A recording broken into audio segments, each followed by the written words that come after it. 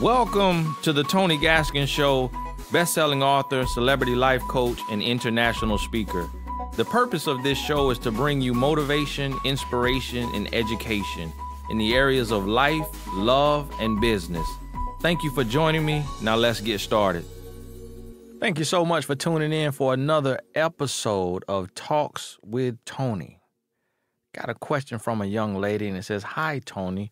From the bottom of my heart, I really want to thank you for all that you do for people." You know what? Thank you so much, and you are welcome. I was in an abusive relationship for 6 years with my daughter's father. Not only was he very physically abusive, but he was also cheating on me with a woman that would come to my house and harass me. He didn't help to pay bills, so I had to take care of everything financially for the household and for our daughter. With that being said, I fell into a routine thinking it was normal to live in this mess. Then I started to read your post and follow what you do. Went to the Real Love Tour, and I saw how you treat your wife and children. I was inspired to want more for myself, and I also started to go to church and really put God in the center of my life. And this past fall, I packed up what I could fit in my car with my daughter and moved out of state away from him so I could start my life over. Everything is going great, but I communicate with his family on a regular basis because of my daughter, and I was told that he has moved on with another woman. I know that God took me out of the situation I was in and saved my life, but I don't know why I'm hurt, angry, and kind of jealous that he moved on. And I'm in a new city with my daughter, basically alone and having to figure it out. Am I crazy for all the emotions I feel? How do I get over the anger, and why am I jealous? I know he'll be cheating and beating on this woman like he did me, so I don't understand what I'm feeling, and how do I get rid of these things? Thanks so much for your time, and God bless you and your family.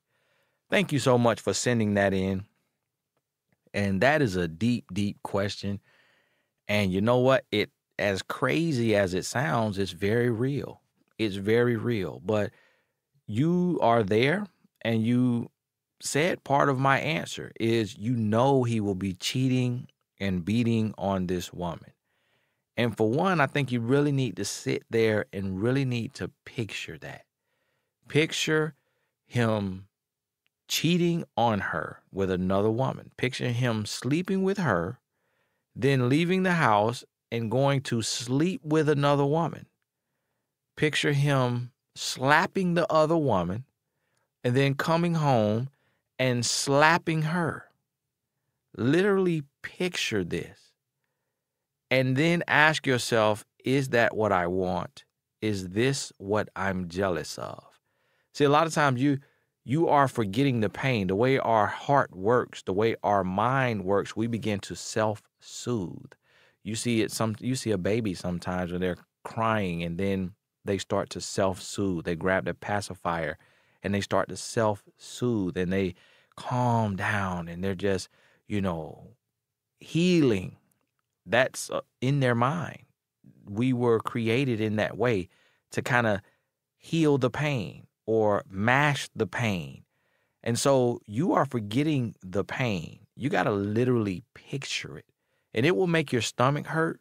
It will make your head hurt, but you're going to feel it. You have to remember the feeling of the pain. Remember what it was like. Picture him having money come in direct deposit, but then making you pay the rent and you pay the car note and you take care of the lights and the water and everything, and him going to the mall and buying a pair of shoes. Picture that. Picture the abuse, picture the infidelity, and sit there with it and really feel it. And then think about this and understand this. You really feel kind of jealous because you're alone right now and you don't have anyone. If you meet someone then those feelings will start to diminish. You really won't feel jealous anymore. You also feel jealous because deep down, we kind of want the person we leave to do bad without us so that they can really feel the lesson that life is trying to get to them. We kind of want them to feel bad without us. The other thing, what you're doing wrong is you're communicating with their family because of your daughter. Why are you communicating with his family because of your daughter? What does your daughter have to do with his family? So they are not his father, so you don't need to talk to them. And if he allowed you to move to another state with his daughter, then he obviously doesn't care too much about his daughter. Because, yes, you can up and do it, but it also means that he's not in a position to go to court and fight for her, because he can go to court and demand that you have to stay within a distance that he can see his daughter. So if he's not doing that, then there's no need to be talking to his family. And if you're going to talk to his family, they're going to give you information you don't need, like, oh, he's moved on with another woman. He's with another woman. That lets you know that his family is kind of petty, because if they really cared about you in your heart, they wouldn't have even mentioned another woman to you. And that's the mistake that a lot of people make, is you keep in touch with the family. When you're trying to break a soul tie, you got to cut that person off, and you have to cut off mutual friends, and you have to cut off their family members. You owe nothing to their family. If they want to check up on the daughter, and what you got to realize, yes, okay, they could check up on the daughter. They want to know how she's doing, or you want to talk to them to get a message to them. Send an email. Send a text message. Or if you're going to talk to them and you have to talk to them, let's say the situation requires that you talk to someone about your daughter to get the message to him, then tell them, please do not mention him to me at all. Do not mention what he's doing, who he's seeing, who he's dating, or anything, because I do not want to hear about him. I am detoxing. I am healing. I'm breaking the soul ties. I'm working with a life coach. You're really talking about me, even though you listen to the podcast. I'm working with a life coach. I'm reading books. I'm writing my own book to tell my story. I'm working on a foundation for, battered women. I have a lot going on. I do not want to hear about anything he has going on, anything he's doing. So if I don't ask you about him, please don't mention him. And you have to make that a requirement, make that a standard. And anyone who will not adhere to that stipulation must be cut off, because they don't respect your peace. And you have to protect your peace at all costs. So understand that this jealousy and things like that, it's normal. It's normal. It's very natural. But the way you get over it is by getting busy. You need to start writing your book. You need to start mapping out your nonprofit organization. What's the name of it? What does the logo look like? What colors are you going to use? What website domain can you go and buy? Go buy the .com for, it'll probably be $3 or $11 unless it's a really, really amazing name. But most names will just be $11 or less. Start working on your book. Go to TonyGaskinsAcademy.com. TonyGaskinsAcademy.com. Get the Birth Your Book program. I think it's like $27. It was like $150. I made it $27 so everybody can afford it. Sit down, go through that course. After you watch it, when your daughter's old enough, share it with her too, so she can be an author too. But go through it and start working on your book. What this will do is this will be therapy. This will be therapy for you. You may never publish the book, but just writing your story and writing the lessons that you learn from the strength that you gain through this process will be therapy for you. It will occupy your time. It will occupy your mind. And this will help you break free from the soul tie.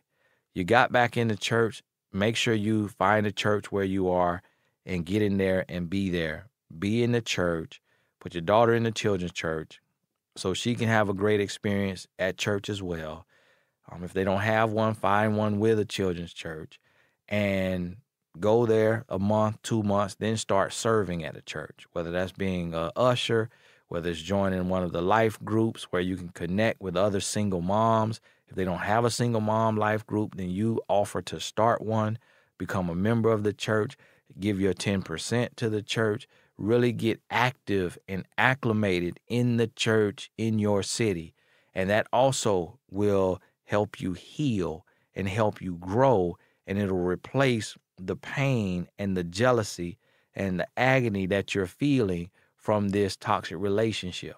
So it's a soul tie that you have, and your mind is trying to forget all the pain and everything you went through. And the way the mind works is we remember things better than what it really was. So even if you're telling a story of your glory days, we tell it better. We tell the story better because that's how the mind works. And this is science now. This is not just my, theory here. This is how the mind works, because it's a healing agent. It's healing itself, and it's trying to, erase the pain and forget the pain. And so that's why you're able to feel jealous.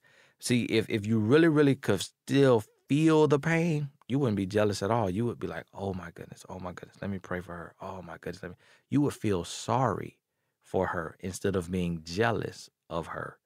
You'd be like, oh my goodness, I got to pray for her. Lord, please don't let this woman get killed. Please don't let this woman kill herself.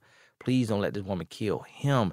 Please don't let this blow out of hand. I made it out safely. I wasn't, I didn't commit suicide. I didn't commit homicide, but I can't say the same for her. Please don't let anything crazy happen. I don't want my daughter to have this crazy story about her father. Now, you didn't say that was her father, so I don't really recall. And if it's not her father, then that's even more reason why you shouldn't be talking to his family at all. So think about this.